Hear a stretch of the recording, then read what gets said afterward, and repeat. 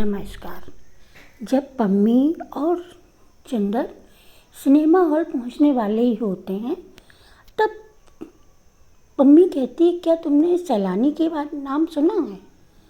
वो कहता, क्या ये कोई उपन्यास है? अब आगे क्या कोई उपन्यास है? चंदर ने कहा, नहीं, यह बाइबिल की एक कहानी है। असल में एक राजा था हेरात। उसने अपने भाई को मारकर उसकी पत्नी से शादी कर ली थी। उसकी भतीजी थी सैलामी, जो बहुत सुंदर थी और वह बहुत अच्छा नाचती थी।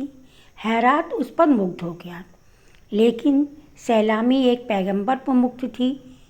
पैगंबर ने सैलामी के प्रणय को ठुकरा दिया था।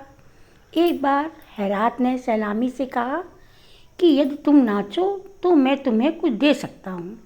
सैलामी नाची और पुरस्कार में उसने अपना अपमान करने वाले का सिर मांगा।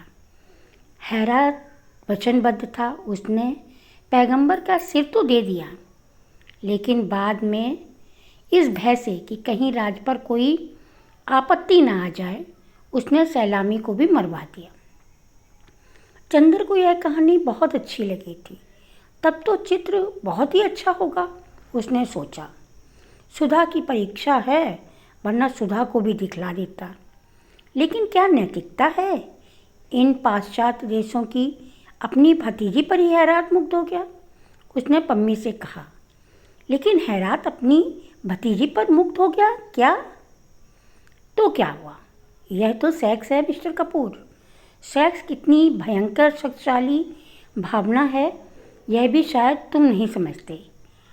अभी तुम्हारी आंखों में बड़ा भूलापन है। तुम रूप की आग के संसार से दूर मालूम पड़ते हो, लेकिन शायद 1-2 साल बाद तुम जानोगे कि यह कितनी भयंकर चीज़ है।